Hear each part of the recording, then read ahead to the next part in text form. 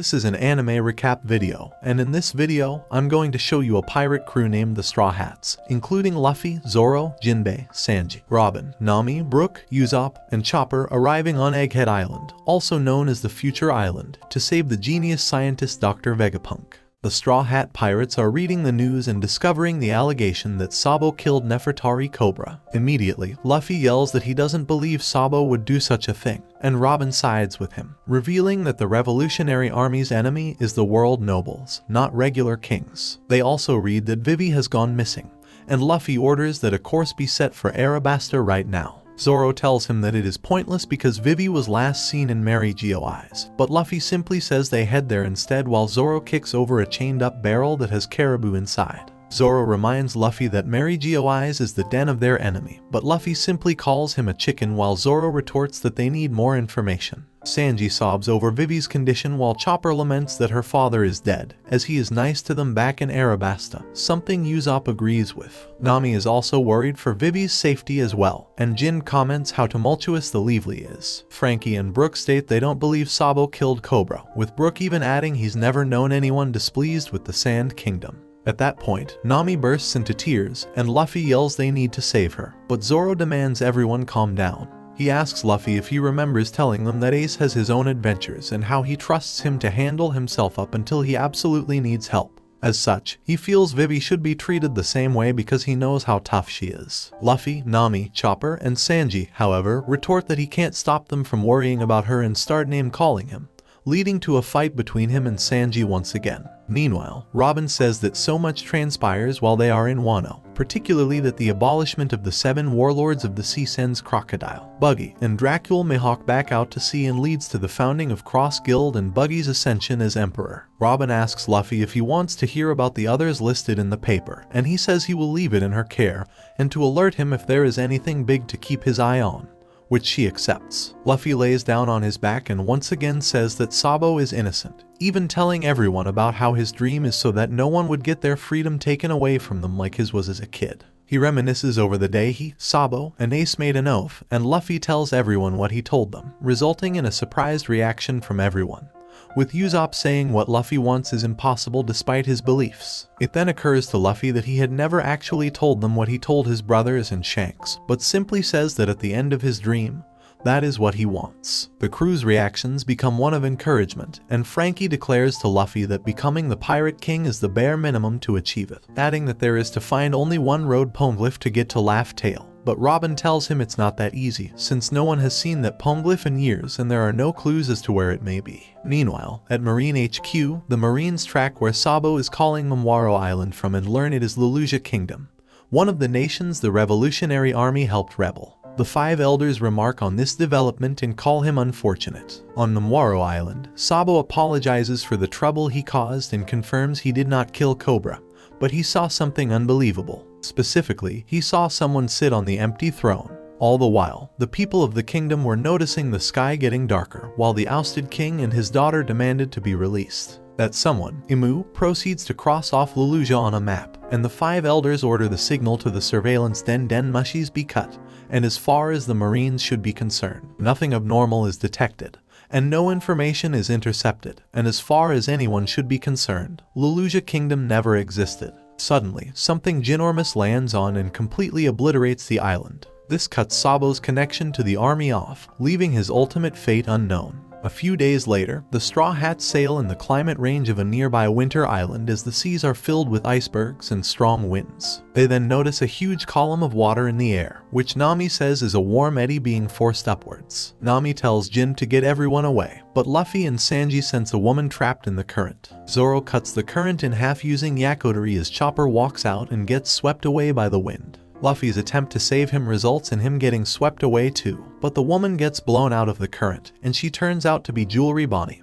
with a new bounty of Billy 320 million. Luffy seizes Jewelry Bonnie by the ankle as she wakes up, gasping for air. However, she reveals that not only was she being chased by a monster underwater, but that monster is now below the Thousand Sunny. She tells the crew to look down, and they do so to see a horrifying monster about to swallow them whole. They manage to get out of the way as the monster, which seems to be a giant metal shark, breaks the surface of the water and knocks the ship into the air. Jin notices that Luffy, Chopper, and Bonnie have fallen into the sea, and he asks Frankie to take the helm while he dives in to rescue them. Frankie activates the Thousand Sunny's ship bottom rabbit screw and starts moving the ship away from the shark at rapid speed. However, the shark fires several torpedoes at the ship, causing it to capsize and knocking everyone into the water. Jin grabs the three as he hears the explosion, and when he resurfaces, he sees that the current is too strong for any ship to steer through. The shark opens fire on him, but he has the three devil fruit users take a deep breath before he dives back down. Meanwhile, the other Straw Hats are unable to get back to the surface because of the current's strength. Just as the shark is about to eat everyone, a large robot appears from behind it and bashes it. Meanwhile, on a nearby island resides Marine Base G-14, where Tashigi is caring for the children rescued from Punk Hazard. As Mocha says that she and the others have gone down in size, Tashigi's attention is interrupted by the G-14 commander and Vice Admiral Dahl, who demand she do something to silence Helmeppo. Tashigi says she cannot, as she understands that he is worried about Kobe, as is she. Sure enough, Helmeppo and Marine HQ Commander Hibari, both of whom are part of SWORD, are begging Marine HQ Rear Admiral and fellow SWORD member Prince Gruz to go with them to Hachinasu to rescue Kobe. Gruz refuses because Hachinasu is Blackbeard's home turf. When Helmeppo suggests they get some seraphim since they are so close to Egghead, Gruz once again shoots down his idea, saying that no one is in any position to act, especially with them unable to contact Drake either. For now, all they can do is try to remain calm until the situation changes. With Luffy's group, Jin successfully guides everyone to land. While everyone dries off, Bonnie, now back in her adult form, reminds Luffy that she is also a member of the worst generation. Despite considering him her enemy, she thanks him for saving her. Inquiring about Luffy's altered wanted poster, she receives a cryptic response. Luffy mentions it reflects his appearance when he is free. When asked if he is worried about his crew, Luffy confidently asserts his complete trust in them. Jin, intrigued, questions Bonnie about her crew and ship. She discloses that she arrived alone, and her ship fell victim to the metal shark. Mentioning her hunger, Bonnie suggests they find a restaurant. Luffy agrees, but Bonnie reveals an inconvenient truth: they are far from any eatery. The island they currently inhabit is Egghead, a world government-owned island supposedly 500 years in the future, and the location of Dr. Vegapunk's research lab. She then informs Luffy that her presence on Egghead is tied to business with Vegapunk. Meanwhile, the rest of the crew experiences a life-saving moment as the large robot picks up the Thousand Sunny, preventing everyone from drowning. The crew is taken aback by the sheer size of the machine. A woman steps out from the cockpit, expressing frustration about failing to program the metal shark to only scout, report, and fire on ships but not eat them, hindering her salvaging efforts. Frankie expresses gratitude for saving them, but she clarifies that her intention was not to save them, especially given her affiliation with the world government. She introduces herself as Dr. Vegapunk, leaving the entire crew in awe. After the woman declares that she is Dr. Vegapunk, Frankie, in awe, tells her that he really respects Vegapunk's work, considering that he spends 2 years separated from the crew in Baltimore learning from his projects. Usopp gushes over the woman's giant robot, stating that it is bigger than even General Frankie. Sanji is happy to see that Dr. Vegapunk is a gorgeous woman. However, Robin calms them down, saying that she has never heard of Dr. Vegapunk being a female, and she is too young to be him as well. The woman reveals that she is not the Stella, which is Dr. Vegapunk's main body, and she is Punk 2 Lilith. Lilith tells the Straw Hat Pirates that her research budget is always strained, so she will release everyone and conclude her business with the Straw Hats if they hand over all of their treasure. Hearing this, Nami demands why she saved them, but Lilith once again states she isn't trying to save them.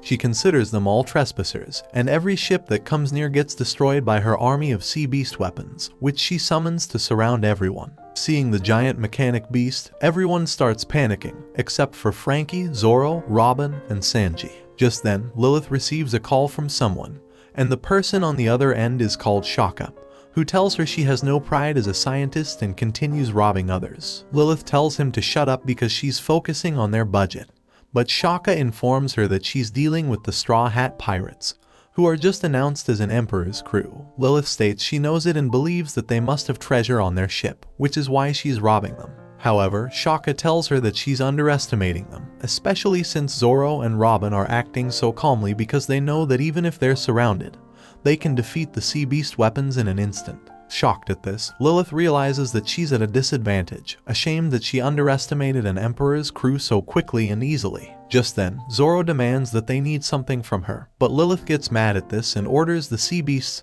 to attack them. However, Shaka stops her and asks her to bring them to the island. Meanwhile, on Egghead, Jewelry Bonnie reveals to our SS rank pirate, Luffy, that she has been to the island before when she was a kid and knows every way. She asks them to climb the stairs, which will lead them to the surface, and before climbing that Bonnie tells them that Dr. Vegapunk turned her father into a cyborg, which Luffy at first says is cool, until Bonnie clarifies that her father has lost all sense of self because of it, and she wants answers from Dr. Vegapunk regarding it, even saying she will kill him if she doesn't like what she hears. The group then makes it to the surface as our SS rank pirate, Luffy, and Chopper immediately try to find something to eat, while Bonnie remembers she saw Sabo at Mary Geoise, but decides not to tell Luffy yet. Suddenly, they see the island and are left in awe. Not only this, they see a battle between a giant robot and a giant space alien, which surprises them as well. Luffy slingshots himself towards the monster and tries to punch him. However, the monster instead seemingly eats him, only for our SS rank to harmlessly pass through it. Bonnie and Chopper get shocked at this and wonder what's happening. Suddenly, their attention is turned towards sweets lying in the open. Luffy and the others attempt to eat it, but it results in them also passing through it harmlessly. Shocked at this, Jinbei asks them to relax and reveals that the sweets they see are holograms,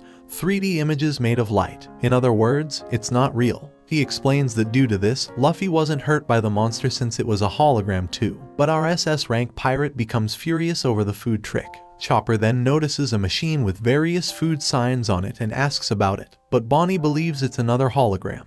Jin then speaks up and says that he noticed that the waters surrounding the island were cold, yet the island feels very warm. Just then, a giant girl appears and explains that that is because she created an island AC to control the temperature of the island itself. Luffy is shocked by the large girl and attacks her, thinking she's a hologram too, but his punch hits her in the belly. Seeing this, the girl punches him back in annoyance and knocks him into the machine where Chopper and Bonnie were looking at, accidentally touching one of the food items mentioned. This results in the machine creating some food, which upon touching it, they quickly realize is real, and they proceed to start feasting on the machine's creations. The girl then informs our SS rank pirate that the machine is called the automatic cooking machine, which can produce over 500 different meals at rapid speed if there's enough food material. She also tells the three of them that she appreciates that they like her machine, but she says that it will only work if it is built according to the specs, and there aren't enough people, resources, or money in the world who can mass produce it. Frustrated at this, the giant girl punches one of the holographic monsters which Luffy wasn't able to hit. While everyone is shocked at this, the giant girl explains that she has light pressure gloves, which allow her to come into contact with light images as if they were real.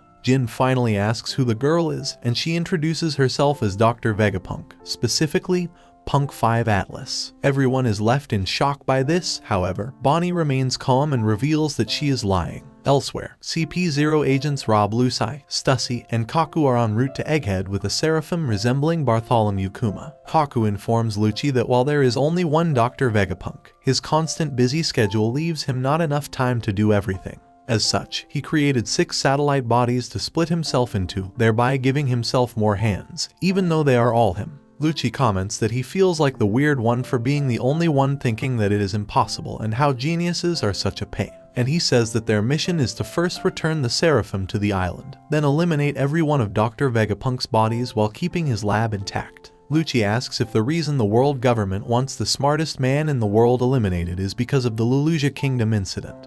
But Stussy and Kaku remind him that they are not supposed to ask questions. After eating, Luffy, Chopper, and Bonnie thank Atlas. The trio has their fill after chugging down food created by Atlas' invention. Atlas expresses his happiness after seeing the 4 of them filled to the brim. However, Jinbei notes that he has always been plump. Before Atlas can respond to the fishman, their Risicoli appears, reminding Atlas to return to their job. After Atlas leaves, Chopper notices a line of curious beings. Bonnie guesses that they are researchers given that Egghead is a research laboratory. Jinbei adds that they may have been wary of them, as there is essentially nobody when they first arrive in the futuristic city. While the others discuss their discovery, Luffy finds himself some peculiar clothes, which he describes as light and breezy. Seeing his outfit change, his companions ask Luffy where he got his new clothes. Luffy immediately points to a place with a fashion signboard hanging above it. The others follow suit and also acquire the futuristic pieces of clothing. After their makeover, Bonnie attempts to split from the Straw Hats. Luffy, our SS rank pirate, however, suddenly recognizes a familiar face. That person turns out to be Kuma in a police uniform. As such, he immediately tells his companions to move the moment he notices the pacifista's attempt to give chase. However, instead of giving chase, the pacifista shoots them with the laser cannon hidden in its mouth. The pacifista lists down the crime the pirates have supposedly committed: eating without payment and clothes theft. Luffy tries to reason with the robot, but he is met with utter silence. With no signs of the pacifista stopping its attacks, Luffy decides to fight back using self-defense as an excuse. Our SS rank pirate, Luffy, inflates his arm and sends it toward the pacifista. However, Bonnie suddenly kicks Luffy before he can punch the pacifista, resulting in the robot shooting at them with another laser cannon. Luffy confronts Bonnie about her actions. This is when Bonnie reveals to the Straw Hats that her father and only family member is Kuma, greatly shocking the Straw Hats present. After that, she begs them not to hurt her father. She then slumps on the floor as she reminisces about her childhood memories. However, the giant robot gives zero regard to her emotions. While the female pirate has her sentimental moment, the pacifista sends another laser cannon toward her, forcing Luffy to take action and get her out of harm's way. In a certain sea in the New World, one of the emperors of the sea, Blackbeard, heads towards Trafalgar Law's ship and begins attacking them, causing Trafalgar Law to ready for battle. Like and comment if you enjoy this video. Subscribe to my channel for more anime recaps, and tell me what anime recap you like to see next in the comments below.